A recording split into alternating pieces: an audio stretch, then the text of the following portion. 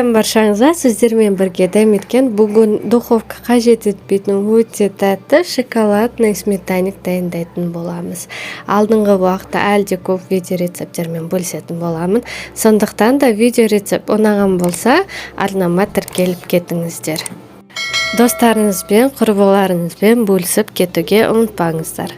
Бұл үшін кастрөлге қант, ұн салып араластырамыз. Содан соң жұмыртқаны қосып, венчиктің көмегімен жақсылап бір келкі масы болғанша дейін араластырып аламыз.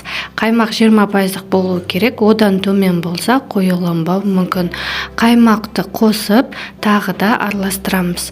Дайын массамызды газға қойып, лопаткамен араластырып, масса қоюлана бастағанда оттың астын азайтамыз.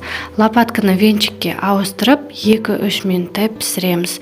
Міндетті түрде массаны толығымен суытып, тек содан соң полиэтиленмен жауып қоямыз. Блендер арқылы шоколадный печеньені ұнтақтатып аламыз.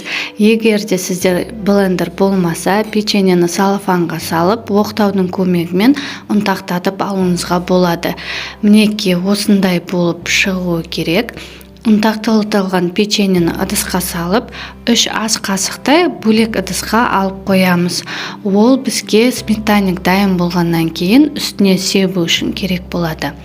Ертілген сары майды қосып, араластырып аламыз. Осындай болып шығу керек массамыз.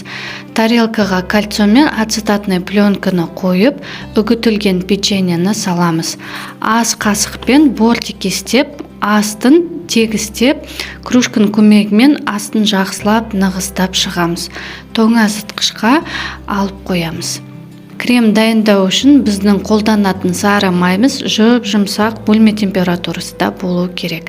Аз қасық сахарный пудраны қосып, сары майды ағарғанша дейін 2 минуттай миксермен шайқаймыз. Маңызды жайтты айтып кетейін, сары май мен қаймақты массамыз бір температурада болуы керек. Содан соң суытылған қаймақ массамызды біртіндетіп салып, араластырып, тоңазытқыштан үгітілген печеньені шығарып, үстіне кремді салып, бетін тегістеп, манағы алып қойған үгітілген печеньені шеттерінен бастап, ортасына себіп шығамыз. Содан соң сметаникті 5-6 сағатқа тоңазытқышқа алып қоямыз. Мен бір түнге қойып қойдым. Келесі күні кальциямен ацетатный пленкадан шешіп аламыз.